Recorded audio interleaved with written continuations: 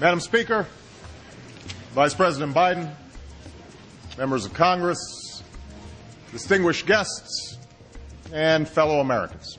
Watching the speech tonight, I wasn't sure whether this was Bill Clinton's third term or George Bush's third term. It was very Clintonian in the sense that there was something for everybody, a little government program here or there. Jobs must be our number one focus in 2010. I'm also proposing a new small business tax credit. We should put more Americans to work building clean energy facilities. Give rebates to Americans who make their homes more energy efficient. Building a new generation of safe, clean nuclear power plants in this country. Continued investment in advanced biofuels and clean coal technologies. A national export initiative. We're nearly doubling the child care tax credit. And I want a jobs bill on my desk without delay. But they're really just a combination of special interest tax breaks and little government programs, which of course in the long run become big government programs.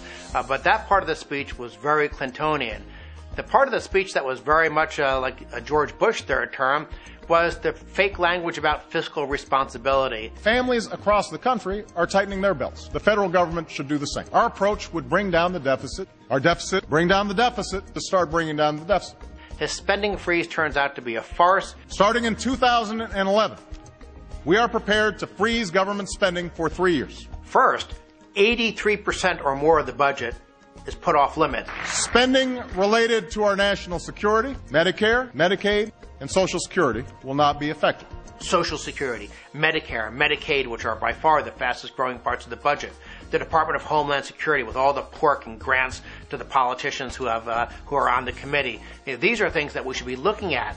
It's time to get serious about fixing the problems that are hampering our growth. The real solution, of course, is we don't want government to be making our tax code more complex. We don't want politicians to be making the burden of government spending even higher. And unfortunately, what we got for all 8 years of George Bush was that kind of policy, and now we're getting more of it under Obama. Now, one place to start is serious financial reform. Now, the House has already passed financial reform. I am not interested in punishing banks. The President is correct in that the House-passed financial reform bill does not punish banks. The fact is that it actually protects banks by creating a permanent bailout authority so that they can be bailed out repeatedly. And nor did the increased consumer protections actually apply to Wall Street. In fact, they exempt Wall Street. So Wall Street has nothing to fear from the House-passed bill. And if there's one thing that has unified Democrats and Republicans, and everybody in between, it's that we all hated the bank bailout. I hated it. I hated it. I hated it. You hated it. It was about as popular as a root canal. If the President truly hates bailouts, then one has to wonder why a feature of his financial reform plan is permanent bailout authority for the regulators such as the Federal Reserve and the Treasury. We need to invest in the skills and education of our people. Now this year, we've broken through the stalemate between left and right by launching a national competition to improve our schools. And the idea here is simple. Instead of rewarding failure, we only reward success.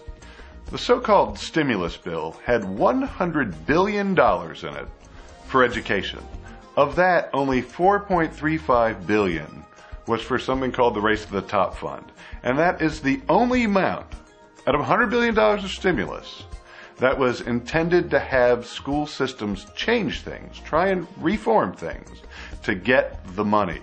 That is a minute fraction of that stimulus. And where'd the rest of that money go? It went to enrich massively the status quo. Make sure no teachers lose a job. Make sure no administrators lose a job. And make sure that every school district in America gets every single dollar they think they're entitled to, regardless of how badly they educate kids. Let's take that money and give families a $10,000 tax credit for 4 years of college and increase Pell Grants. There is perhaps no bigger vehicle that politicians try to use to buy middle-class votes than higher education and student aid, giving money away to people who want to go to college.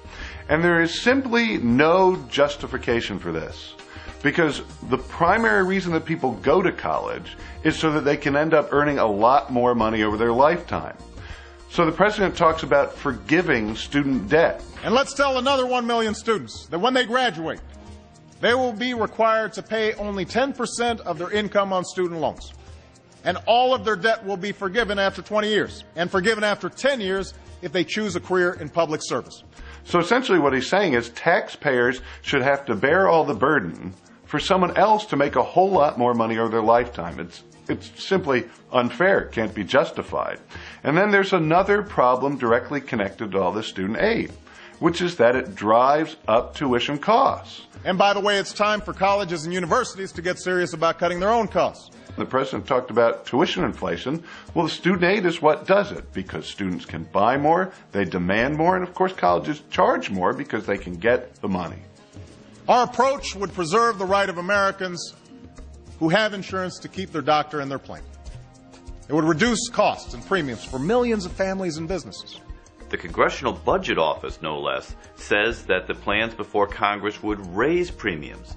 In fact, premiums will double over the next 10 years, regardless of whether or not the bills pass. And for people in the individual market, premiums will go up 13% faster if the bills pass than if we did nothing at all. Our approach would bring down the deficit by as much as $1 trillion over the next 2 decades.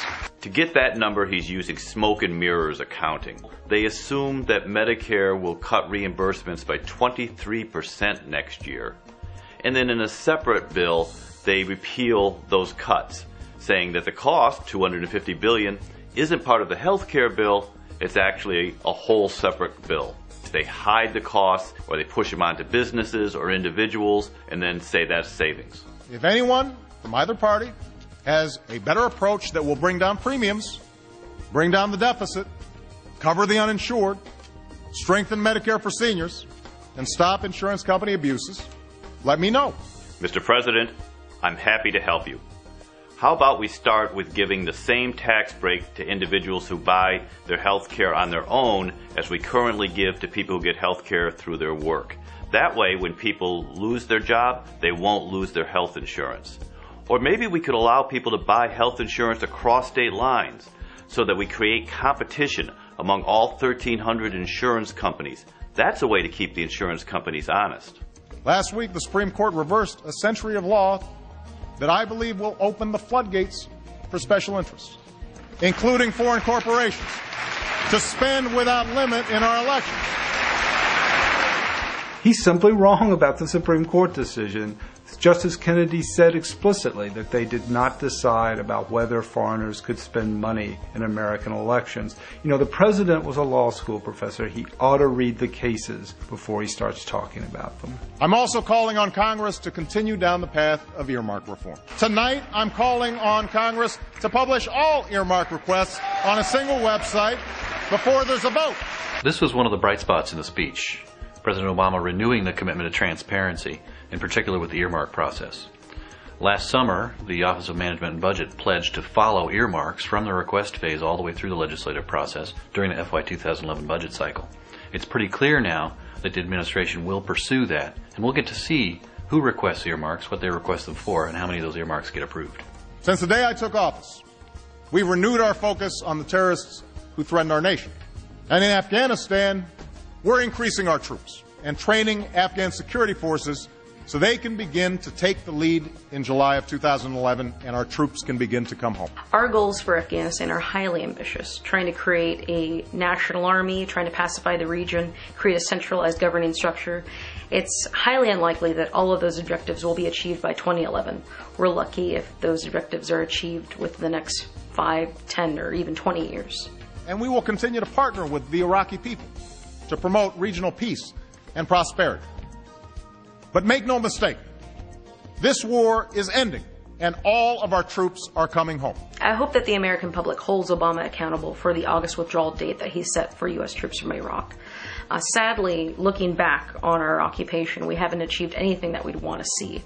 We've seen 4,000 troops dead, $1 trillion down the drain, expanded Iranian influence, and we've essentially replaced a Sunni dictator with a Shiite dictator. Honestly, this is not a winnable war, and we haven't won anything in Iraq. God bless you, and God bless the United States of America.